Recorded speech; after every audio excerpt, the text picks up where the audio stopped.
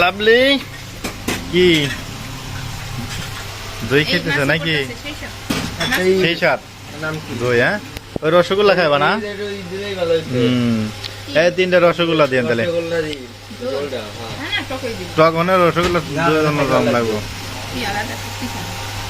আমাকে বাসটা। আর এই যে লাভলি আর এই জাম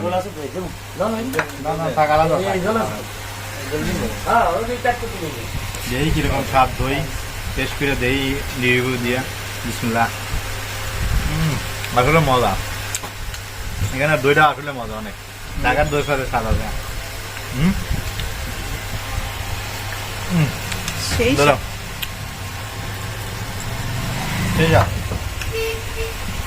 মিষ্টিটা আসলে গরম।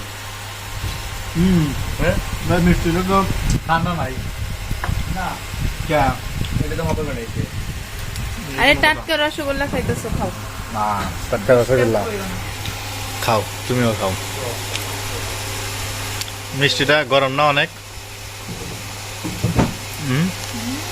সেই খাইছো? হ্যাঁ সেই স্বাদ তো। গরম মিষ্টি না, আসলে দোকানের ইটা ভালো লাগছে, দইটা ভালো লাগছে আমার কাছে। ফ্রিজে রসগোল্লা নিবে না? রসগোল্লা নাও,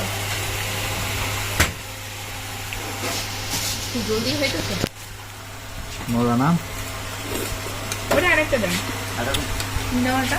না, লাভলি তো ওদের সব দই মিষ্টি খায় লাইলো। হ্যাঁ ভাইস্তে আর একটু নেও দই, আর একটা মিষ্টি নাও নাই, ওই মিষ্টি খাও। এটা রসগোল্লা না কি সেই স্বাদ?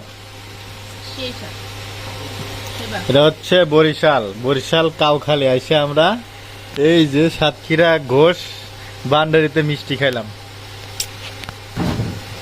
মিষ্টি